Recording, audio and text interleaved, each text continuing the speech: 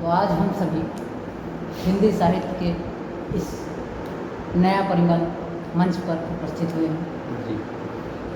तो हम इस मंच से तमाम छात्र छात्राओं को यह संदेश देना चाहते हैं कि यह मंच 1924 में स्थापित किया गया था, जिसको हिंदुस्तानी साहित्य संगठन के नाम से जाना जाता है। उसी के द्वारा नया परिमल की शुरुआत की गई है। तो हिंदुस्तानी संस्था यह आज़ादी के समय में एक बहुत ही अग्रणी भूमिका निभाई थी इलाहाबाद ज़िले से।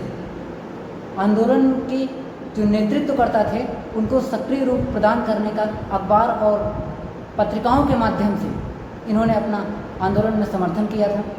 साथ ही साथ इसको क्या कहते हैं, प्रतिभा के क्षेत्र में भी बहुत अच्छे तरीके से देखा जाता है। यहाँ की जो पत्रिकाएँ होती हैं बहुत ही अच्छी किस्म की होती हैं। इनकी क्या कहते हैं, जो वर्ड नॉलेज है वो बहुत अच्छी है। और हिंदुस्तानी की जो लाइब्रेरी है, लाइब्रेरी की व्यवस्था काफ़ी अच्छी है। कहते हैं हम लोग भी गए हैं वहाँ पे, बुक पढ़ने के लिए इशू होती हैं और आप पढ़ के वहीं पर जमा कर सकते हैं, लाया नहीं जा सकता है। और साथ ही इस बारे में आपको हम जानकारी देने कृष्णा सिंह जी आए हुए हैं, जो कि हिंदुस्तानी के चीफ ऑफ डायरेक्टर रह चुके हैं पिछले विगत 2 वर्षों के।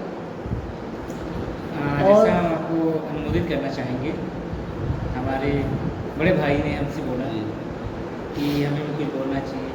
देखिए, शिक्षा एक वो शेरनी का दूध है, जिसने पिया है उसने दहाड़ा है। एजुकेशन कैन चेंज एवरीथिंग, इससे आप भी सहमत होंगे। एक समय हुआ करता था जबकि बाहुबल के द्वारा साम्राज्य को जीता जाता था, बट आज के परिदृश्य में देखा जाए तो बाहुबल से ज़्यादा बुद्धिबल महत्व रखता है। आप देख सकते हैं, भले ही हमारे देश में सब कुछ हो, हम वर्ल्ड के तीसरे सबसे बड़ी पावर, सुपर पावर हो, दुनिया की सबसे पावरफुल आर्मीज में एक हो इंडिया के पास, बट क्या हम स्वतंत्र हैं? कहीं ना कहीं हम उस ट्विटर का गुलाम है, उस फेसबुक का गुलाम है, उस मल्टीनेशनल कंपनी से गुलाम है जो कि विदेशों द्वारा आधारित है। और उसे संचालित कैसे किया जाता है? किसी आर्मी से संचालित नहीं किया जा सकता, उसे किसी गवर्नर और किसी संस्कार द्वारा संचालित नहीं किया जाता। मतलब आपके कहने का मतलब है हम लोग सोशल मीडिया के एक तरह से गुलाम हो चुके हैं। एक समय था जब कि कोई एक ईस्ट इंडिया कंपनी आके गुलाम बनाई थी, बट आज के समय में हमें उसी कंपनी के ऑनलाइन प्लेटफॉर्म के द्वारा गुलाम बनाया जा रहा है और विदेशी कंपनियों के द्वारा फिर से गुलाम बनाए जाते हैं। बस देखने के नजरिए का फर्क है। उस समय ईस्ट इंडिया कंपनी आया था, आज फेसबुक गूगल आया है आपके पास, बट आपकी इकोनॉमी को पूरा कब्जा कर लिए। जी, हम आपकी बातों से सहमत हैं। इसी के साथ में एक और क्वेश्चन बच्चे के द्वारा पूछा गया है। बच्चे का क्वेश्चन है कि हिंदी की क्या महत्व है, ये कहते हैं इंडिया में देखा जाए तो हिंदी आपके परिप्रेक्ष्य से क्या लगता है? हिंदी को यदि देखा जाए तो कि एक मतलब एक साधारण भाषा नहीं, एक तरह से देखा जाए तो ये पंचमेल है। पुराने वैदिक समय से चला आ रहा है। संस्कृत से रूपांतरित होकर अवध, अभ्रंश, पाली, प्राकृत होते हुए धीरे धीरे हिंदी का विकास हुआ, जिसमें कि उर्दू, अरबी, फारसी के शब्दों का भी बहुत योग रहा है।